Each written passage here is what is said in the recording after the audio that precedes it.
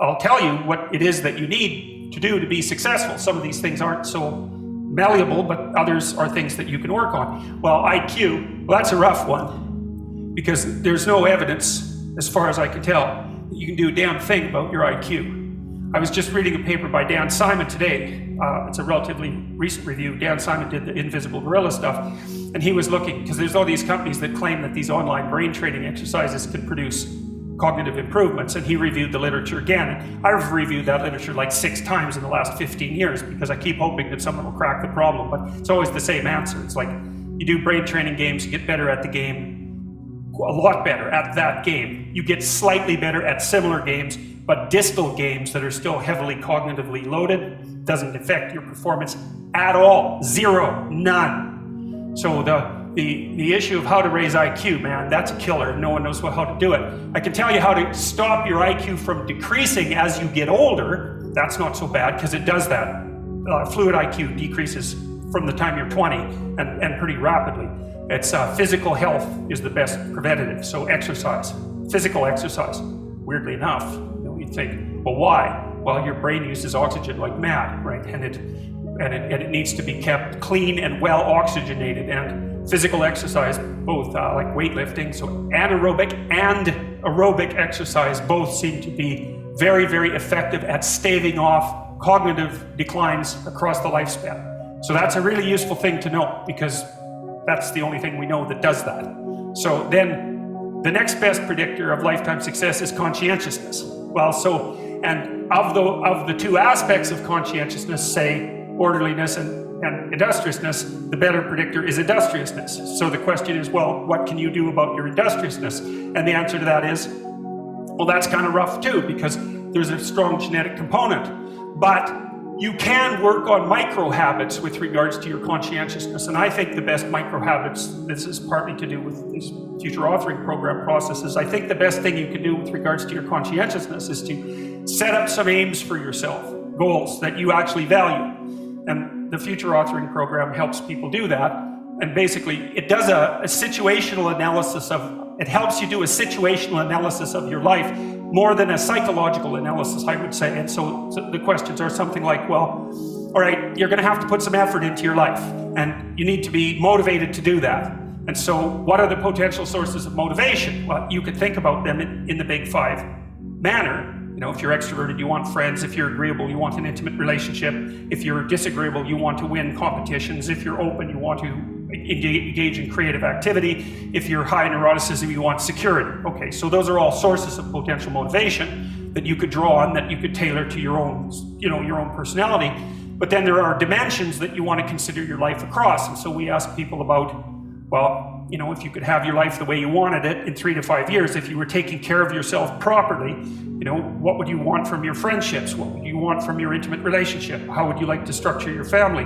What do you want for your career? Well, how are you going to use your time outside of your job? And how are you going to regulate your mental and physical health, and maybe also your drug and alcohol use? Because that's a good place to auger down, because alcoholism, for example, wipes out 5 to 10% of people. So you want to keep that under control. And then, so maybe, you develop a vision of what you would like your life to be. So once the goal is established, and then you break down the goal into micro processes that you can implement, the micro processes become rewarding in proportion in relation to their causal association with the goal. And that tangles in your incentive reward system. We talked about the dopaminergic incentive reward system, and that's the thing that keeps you moving forward. And the way it works is that it works better if it produces positive emotion when it can see you moving towards a valued goal. Okay, well, what's the implication of that? Better have a valued goal, because otherwise you can't get any positive motivation working out. And so the more valuable the goal, in principle, the more the micro processes associated with that goal start to take on a positive charge. And so what that means is, well, you get up in the morning and you're excited about the day, you're ready to go. And so as far as I can tell, what you do is you specify your long-term ideal. Maybe you also specify a place you want to stay the hell away from, so that you're terrified to fail as well as excited about succeeding, because that's also useful. You specify your goal. You do that in some sense as a unique individual. You want to specify goals that make you say, oh, if that could happen as a consequence of my efforts, it would clearly be worthwhile. Because the question always is, why do something? Because doing nothing is easy. You just sit there and you don't do anything. That's real easy. The question is, why would you ever do anything? And the answer to that has to be because you've determined by some means that it's worthwhile. And then the next question might be, well, where should you look for worthwhile things? And one would be, well, you could consult your own temperament. And the other would be, well, you kind of look at what it is that people accrue that's valuable across the lifespan. So you do a structural analysis of the subcomponents of human existence, and already did that. You need a family, you need friends. Like, you don't need to have all these things, but you better have most of them. Family, friends, career, educational goals, plans for, time outside of work, attention to your mental and physical health, etc. That's what life is about. And if you don't have any of those things, well, then all you've got left is misery and suffering. So that's a bad deal for you. So once you set up that goal structure, let's say, and that's really in many ways that's what you should be doing at universities. That's exactly what you should be doing, is trying to figure out who it is that you're trying to be, right? And you aim at that, and then you use everything you learn as a means of building that person that you want to be. And I really mean want to be. I don't mean should be, even those things are going to overlap.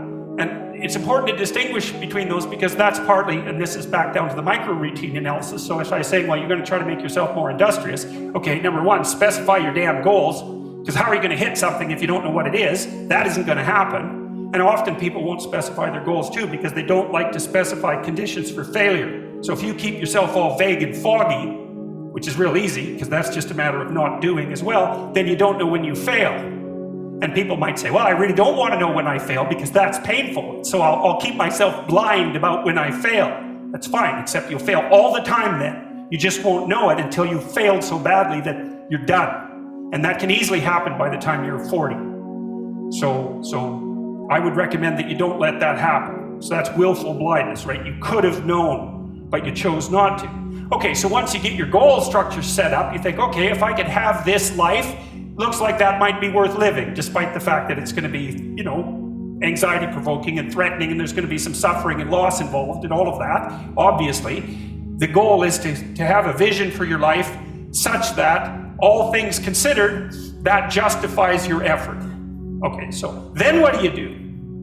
Well, then you turn down to the micro routines. It's like, okay, well, this is what I'm aiming for. How does that instantiate itself day to day, week to week, month to month?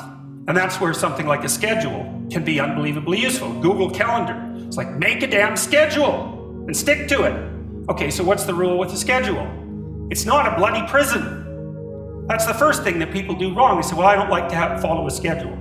It's like, well, what kind of schedule are you setting up? Well, I have to do this, then I have to do this, then I have to do this, and then I just go play video games, because who wants to do all these things that I have to do? It's like, wrong. Set the damn schedule up so that you have the day you want. That's the trick. It's like, okay, I've got tomorrow. If I was going to set it up so it was the best possible day I could have, practically speaking, what would it look like? Well, then you schedule that. And obviously there's a bit of responsibility that's going to go along with that, because if you have any sense, one of the things that you're going to insist upon is that at the end of the day, you're not in worse shape than you were than at the beginning of the day, right? Because that's a stupid day. If you have a bunch of those in a row, you just dig yourself a hole and then you bury yourself in it. It's like, sorry, that's just not a good strategy. It's a bad strategy. So maybe 20% of your day has to be responsibility and obligation, or maybe it's more than that, depending on how far behind you are.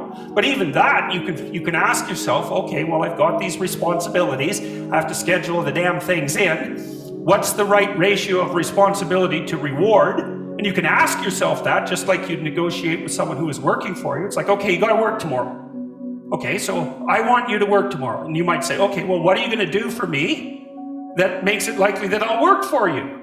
Well, you could ask yourself that, So maybe you do an hour of responsibility and then you play a video game for 15 minutes. I don't know, whatever turns your crank, man. But, you have to negotiate with yourself and not tyrannize yourself like you're negotiating with someone that you care for, that you would like to be productive and have a good life. And that's how you make the schedule. It's like, and then you look at the day and you think, well, if I had that day, that'd be good.